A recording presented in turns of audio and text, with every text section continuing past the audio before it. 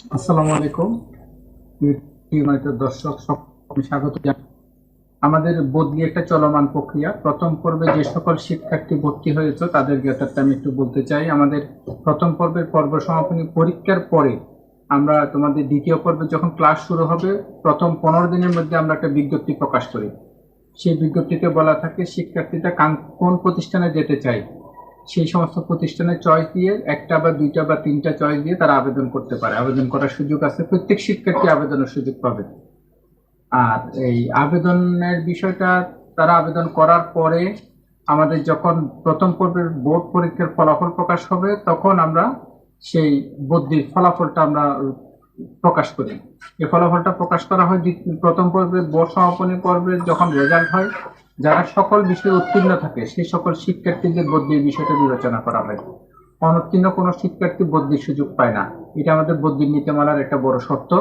কাজেই তোমরা যারা বদলি হতে চাও, তোমরা অবশ্যই মনে রাখবে তোমাদেরকে সকল বিষয়ে উত্তীর্ণ হতে হবে। আর বদলির ক্ষেত্রে যে সমস্ত বিষয়গুলো বিবেচনা করা হয় সেটা হলো দূরত্ব। শিক্ষার্থীটা কত দূরত্বে সে যেতে চায়, তার নিজ জেলা, আর্থিক অবস্থা, এই সমস্ত বিষয়গুলো এবং ফলাফলটা এখানে একটা বড় মাপকাঠি। তো এই সমস্ত বিষয়গুলো বিবেচনায় নেওয়া হয়। আর আমাদের আসন খুব সীমিত সংখ্যক আসন ফাঁকা থাকে।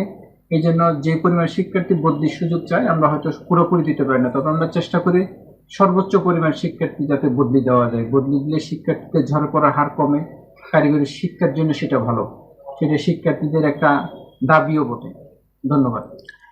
ওকে, তার মানে এখানে সামারিটা দাঁড়াচ্ছে তারা দ্বিতীয় পর্বে প্রথম বা দ্বিতীয় সপ্তাহের মধ্যে যখন কারিগরি শিক্ষা বোর্ড বিজ্ঞপ্তি প্রকাশ করবে তখন তারা আবেদনটা করবে।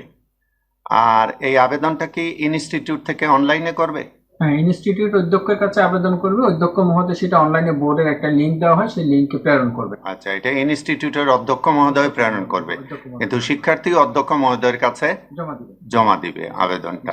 কিন্তু জমা দিতে গেলে তার প্রথম শর্তই হচ্ছে তাকে সকল বিষয়ে পাস থাকতে হবে। না, আবেদনের সময় তো তার আচ্ছা আচ্ছা, সকল শিক্ষার্থী আবেদন করতে পারবে, বাট আমরা যখন বদলির রেজাল্ট প্রকাশ করব তখন কিন্তু শিক্ষার্থী সকল বিষয় উত্তীর্ণ কিনা সেটা যাচাই করে তারপর সেটা আপনারা বিবেচনায় নিবেন, নিয়ে তারপর তার অন্যান্য বিষয়গুলো আনবেন, যেমন তার দূরত্ব, আর্থিক অবস্থা।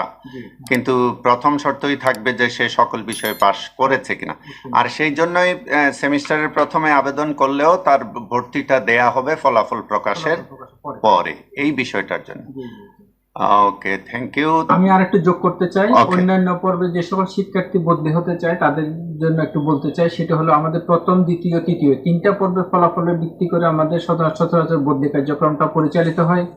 তবে আমি একটা কথা বলে রাখি, যারা তৃতীয় পর্বের শিক্ষার্থী, যারা এইচএসসি বিজ্ঞান, এইচএসসি ভোকেশনাল, আলিম বিজ্ঞান থেকে পাশ করা শিক্ষার্থী তৃতীয় পর্বে সরাসরি ভর্তি হয়, এই সকল শিক্ষার্থী বদলি কোনো সুযোগ পাবে না।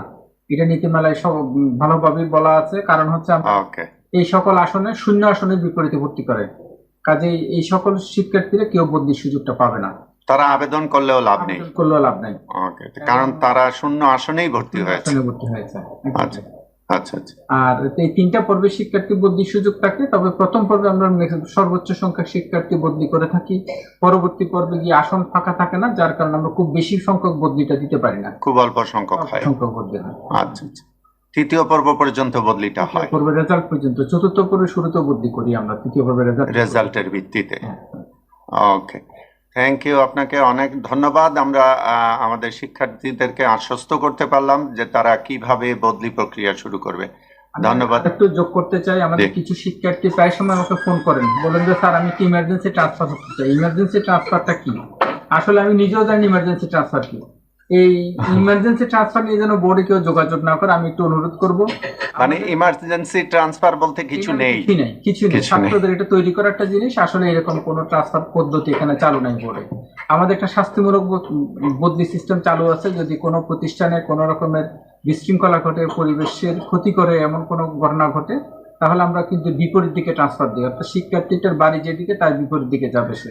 এবং সেটা অধ্যক্ষ মহোদয়ের রিপোর্টের ভিত্তিতে, এবং এটা পুরোপুরি বোর্ড চয়েস করবে।